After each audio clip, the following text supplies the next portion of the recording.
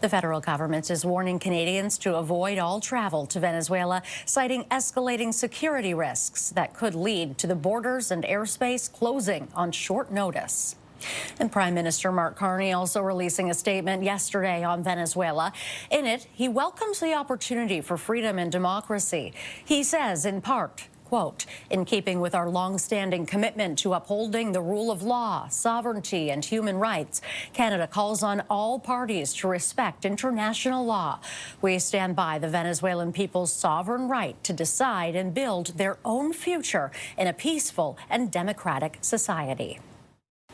Let's bring in former Canadian Foreign Affairs Minister Peter MacKay. Mr. MacKay, sir, welcome and thank you for being here. What do you make of Carney's statement, and what kind of impacts could this all have on Canada's relationship with the U.S.? Well, quite frankly, the statement, I think, has been interpreted in many quarters as being quite weak. While it does reiterate statements that have been made in the past about respecting the rule of law and looking forward to seeing a transition in Venezuela and the people of Venezuela being supported, it glosses over entirely the fact that it was the United States that brought this about. Not an ideal situation, to be sure, but now the opportunity exists. And quite frankly, the foreign minister made a similar statement.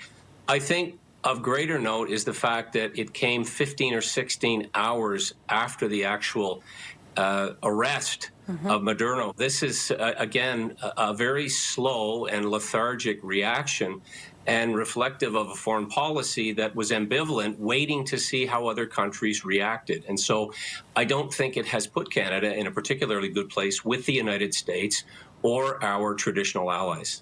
What kind of conversations do you imagine would be happening about this behind the scenes? Well, I think, of course, the next question, Renee, is going to be a transition to a democratic government. And will this involve Machado returning? Will we see Gonzalez fill this void? The President Trump, has clearly said that the United States is going to be in what I would describe as a caretaker position. There's lots of speculation, of course, about the energy sector, the impact that this will have globally, including on Russia and Iran, but also in the longer term on Canada. And so there are many, many ripple effects yet to come. And I mention Iran because much speculation now is turning to Iran, with people in the streets there. What will happen with respect to the potential democratization of Iran? You take these two countries and their malignant influence on other terrorist activities, whether it be narco-terrorism in the case of Venezuela, or using proxies throughout the Middle East and in other countries in Iran, the removal of those dictatorships, totalitarian governments, will have a profound effect on world peace.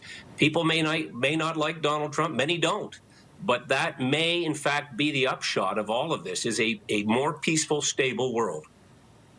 There are a lot of questions about just the ripple effects of all of this, you know, when it comes to the world, when it comes to oil prices, when it comes to a whole host of other issues.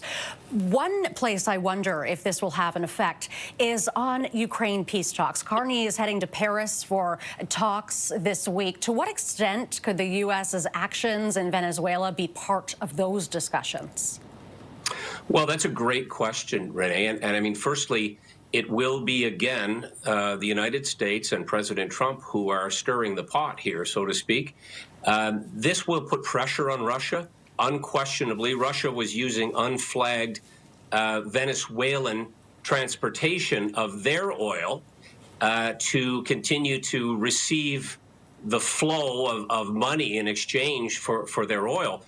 That effectively ended when Machado was taken down, and so, or Maduro, I should say, and that will have a big impact and a pressure point for Russia. And so this may, in fact, accelerate, one would hope, the ability to bring to some conclusion Russia's illegal invasion of Ukraine. As for what other countries are doing, they may be gathering, but I don't know that that is going to have much, if any, impact on the outcome of these talks. it is clearly in the purview, unfortunately, of one person and one person only, and that's Donald J. Trump.